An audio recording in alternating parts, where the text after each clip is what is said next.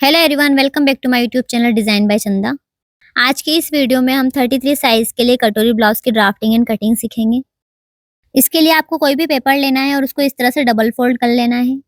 सबसे पहले हम बैक पार्ट की मार्किंग करेंगे। यहाँ पर जो लंबाई 12.5 इंच पर है तो हम 13.5 इंच पर लेंगे 1 इंच प्लस करके और इस तरह से इस निशान को सीधा कर लेंगे। अब क्योंकि हम यहाँ पर डीप नेक बना रहे हैं तो हम यहाँ पर शोल्डर 5.5 इंच पर रखेंगे और नीचे से भी इसी तरह से एक निशान और 5.5 इंच पर लगाकर इस निशान को भी सीधा कर लेंगे। अब इस पॉइंट से हमें चेस्ट की मार्किंग करनी है। यहाँ पर जो हमारा चेस्ट साइज़ है वो है 33 इंच। अब 33 इंच के 4 भाग करने पर हमें 8.25 इंच मिलेगा, तो यहाँ पर हम 8.25 इंच पर इस तरह से मार्किंग कर देंगे। यहाँ पर जो वेस्ट साइज़ है वो 28.5 इंच है। 28.5 इंच के जब 4 भाग करेंगे तो हमें 7.1 इंच मिलेगा और यहाँ से 1 इंच और हमें इस तरह से मार्क कर लेना है डार्ट का। अब इन दोनों पॉइंट्स को आपस में इस तरह से मिला लेना है। अब जितना भी आपको ब्लाउज में एक्स्ट्रा मार्जिन लेना है उतना ले लेना है। यहाँ पर मैंने 1.25 इंच पर इस तरह से मार्किंग की है और इन दोनों पॉइंट्स को आपस में मिला लिया है। अब आर्म होल की गोलाई के लिए आपको फिटिंग से आर्म होल के कॉर्नर तक इस तरह से नाप लेना है और इसी तरह आपको ऊपर की तरफ भी एक मार्किंग और कर लेनी है। अब इन दोनों पॉइंट्स के बीच में इस तरह से फ्रेंच कर्व रखते हुए गोलाई दे देनी है। अब मार्किंग के अकॉर्डिंग बैक पार्ट को कट कर लेना है। अब इन दोनों पार्ट्स को अलग अलग कर लेना है। यहाँ पर एक पार्ट बैक पार्ट के लिए और एक पार्ट हमें फ्रंट पार्ट के लिए यूज होगा। यहाँ पर जो ब्लाउज की कमर पट्टी है वो 4.25 इंच पर है, तो यहाँ पर हम उसमें 1/2 इंच प्लस करके इस तरह से एक मार्किंग करेंगे। तो 4.25 से हम यहाँ पर 4.25 इंच पर इस तरह से मार्किंग करेंगे और इस निशान को इस तरह से सीधा कर लेंगे। अब गले की चौड़ाई के लिए हम 2.5 इंच पर इस तरह से मार्किंग करेंगे और नीचे से भी 2.5 इंच पर इस तरह से मार्किंग करते हुए इन दोनों पॉइंट्स को आपस में मिला लेंगे। अब गले में गोलाई देते हुए इसे कटिंग कर लेंगे। इस तरह से यहाँ पर बैक पार्ट कंप्लीट हो जाएगा।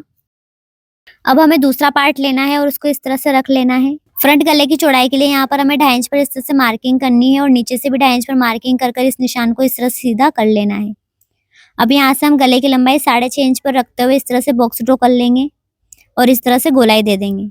फ्रंट आर्म होल की गोलाई के लिए 1/2 इंच अंदर इस तरह से एक मार्किंग करेंगे और इन दोनों पॉइंट्स को आपस में मिला लेंगे।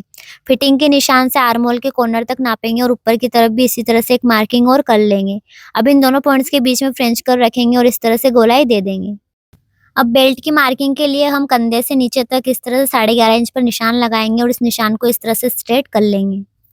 अब बेल्ट की शेप के लिए यहाँ पर 1.25 इंच ऊपर इस तरह से एक मार्किंग करेंगे और इस मार्किंग से इस मार्किंग को इस तरह से गोलाई से मिला लेंगे। अब कटोरी और कटोरी के साइड पार्ट के लिए हम यहाँ पर जो भी हमारा चेस्ट साइज है उसके 3 पार्ट करेंगे। जैसे कि यहाँ पर 8.25 इंच है तो उसके 3 हिस्से करेंगे तो हमें 3.25 इंच मिलेगा।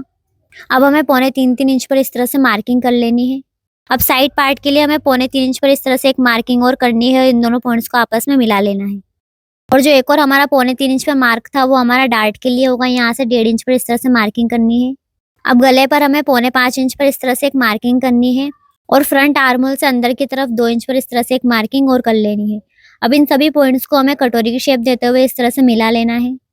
इस तरह से हमारा जो फ्रंट पार्ट है उसकी मार्किंग कंप्लीट हो जाती है। अब इन सभी पार्ट्स को हमें अलग कर लेना है कटिंग करके। यहाँ पर जो हमारा साइड पार्ट है वो एज इट इज रहेगा और जो हमारा कटोरी वाला और जो बेल्ट वाला पार्ट है उसमें हमें मार्जिनेट करना होगा।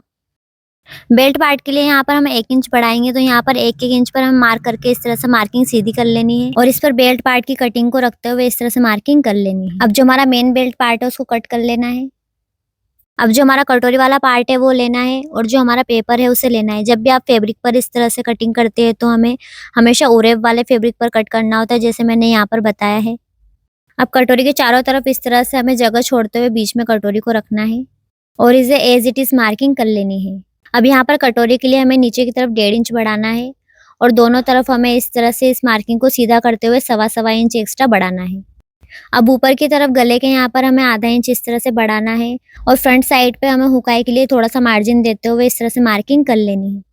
अब इन सभी पॉइंट्स को आपस में इस तरह से स्ट्रेट मिला लेना है और जो गोलाई वाला भाग है वहां से भी हमें इन पॉइंट्स को आपस में गोलाई में मिला लेना है और मार्किंग के अकॉर्डिंग हमें कटिंग कर लेनी है। कटोरी में डार्ट लगाने के लिए यहाँ पर हम सेंटर पॉइंट से दोनों तरफ 1.5 इंच पर इस तरह से मार्किंग करेंगे और जो हमारा डार्ट पॉइंट है उसे इस तरह से मिला लेंगे। इस तरह से आप किसी भी साइज के लिए कटोरी ब्लाउज की मार्किंग कर सकते हैं। इस तरह की और भी स्टिचिंग रिलेटेड वीडियोस देखने के लिए मेरे चैनल पर ज़रूर विजिट करें और अगर आपको मेरी ये वीडियो हेल्पफुल लगी हो या पसंद आए तो please like share and subscribe my channel and thanks for watching my video.